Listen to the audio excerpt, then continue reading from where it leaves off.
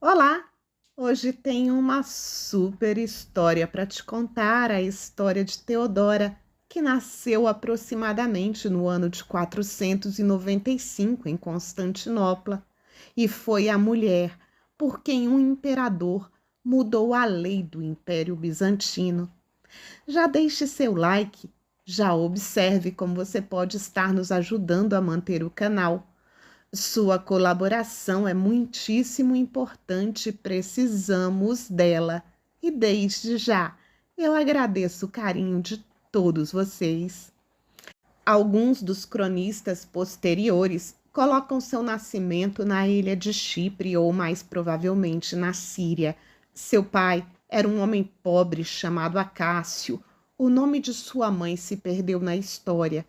O pai era adestrador de ursos no hipódromo de Constantinopla, um centro esportivo, social e cultural da capital do Império Bizantino, e morreu quando ela tinha 5 anos.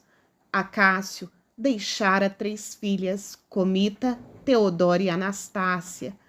Sua mãe, uma artista de teatro, se casou novamente e arrumou para o novo marido o mesmo emprego do pai de Teodora. Em seguida, ensinou às filhas os movimentos de braço e os gestos silenciosos que eram consagrados pela plateia do teatro da época e as levou para se apresentarem no hipódromo. Aos 15 anos, Teodora era atriz, comediante, dançarina e mímica, tornando-se uma grande estrela do hipódromo. Ela também se tornou, como muitas atrizes da época, prostituta. Aos 18 anos, largou tudo para ficar com o governador da atual Líbia.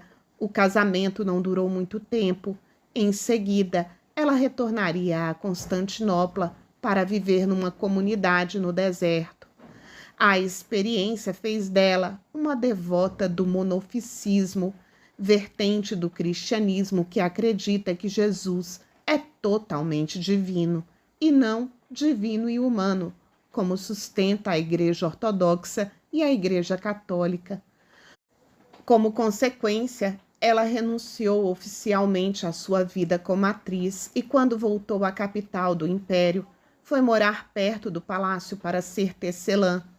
Teodora era obstinada e teimosa e acreditava que as mulheres deveriam ter direitos.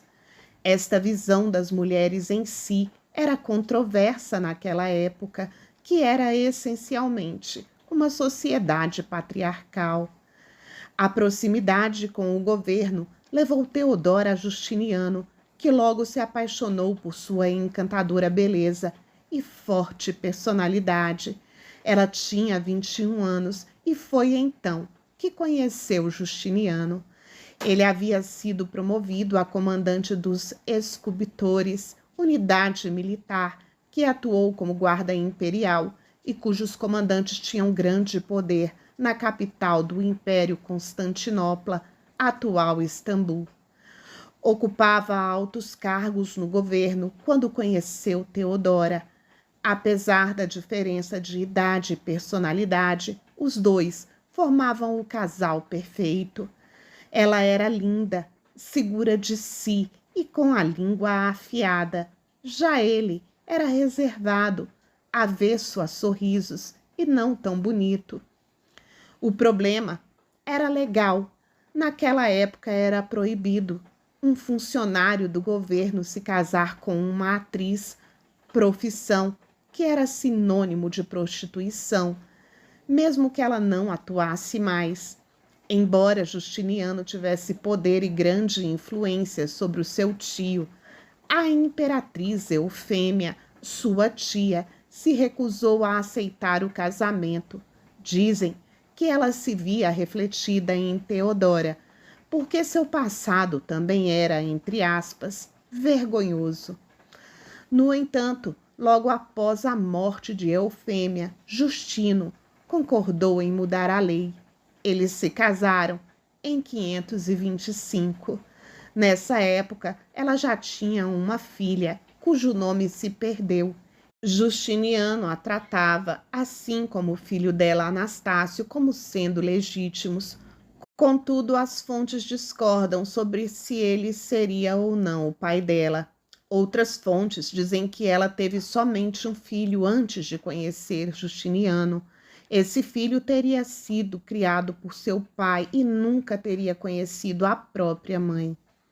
2 anos depois, no mesmo hipódromo em que Teodora entretinha a multidão, o casal foi coroado. O filho de camponês e a atriz se tornaram imperador e imperatriz do Império Bizantino, ou Romano, como chamava na época, que se prolongaria por 1000 anos. Nessa espetacular ascensão ao poder, Teodora não foi apenas uma figurante. O casal era conhecido por governar de igual para igual. Ela era, de fato, uma corregente, e ele usou esse poder para criar uma narrativa completamente nova, na qual o gênero e a classe tinham um papel menor do que a ambição e a capacidade. Juntos, eles criaram um legado duradouro, moldando o conceito do Estado ocidental moderno, o poder da Igreja Ortodoxa Oriental e as bases do direito europeu.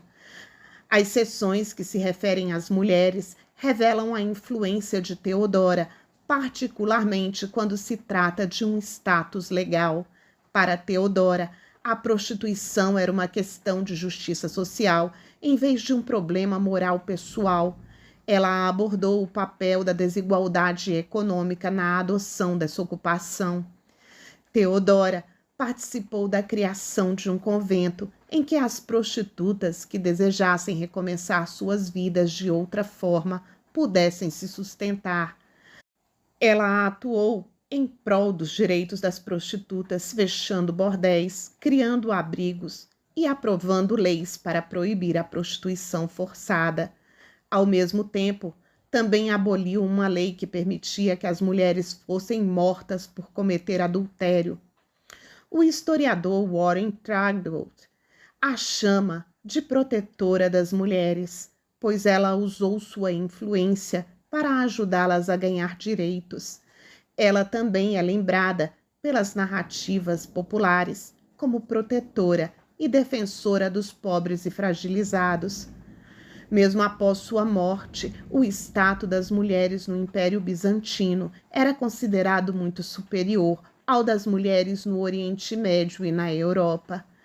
A imperatriz também se empenhou em proteger os monofiscistas perseguidos, construindo casas de cultos que serviam como abrigos.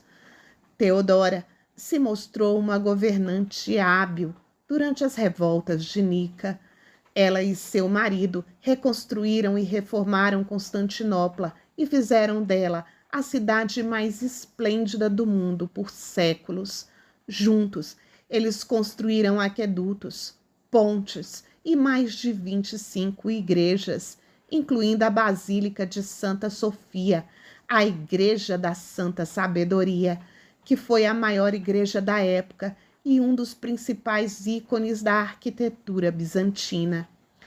Os dois também supervisionavam cuidadosamente os magistrados, muito mais do que os imperadores anteriores, possivelmente com o objetivo de reduzir a corrupção na burocracia estatal. Ela também expandiu os direitos das mulheres no divórcio e no direito de posse, instituiu a pena de morte para violência sexual, proibiu o abandono de crianças indesejadas, deu às mães alguns direitos de guarda sobre os filhos. Procópio conta que ela era naturalmente inclinada a ajudar mulheres desafortunadas. Teodora morreu em 548, aos 48 anos, provavelmente de uma úlcera supurada ou um tumor maligno no seio. Justiniano viveu até 565, sendo considerado um último imperador romano sob o ponto de vista político.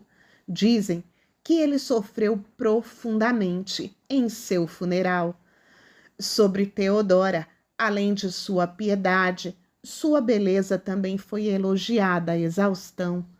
A imperatriz foi sepultada na Igreja dos Santos Apóstolos em Constantinopla. A influência de Teodora sobre Justiniano era tão poderosa que, mesmo depois de sua morte, ele trabalhou incansavelmente para tentar reunir cristãos miaficistas e calcedônios e manteve sua promessa de proteger a pequena comunidade de refugiados miaficistas que viviam no palácio de Hormicista. O curioso é que quase nada foi escrito sobre a esposa do imperador Teodora, não só porque ela reinou ao lado dele, algo incomum na época, mas porque viveram um daqueles romances que marcaram a história.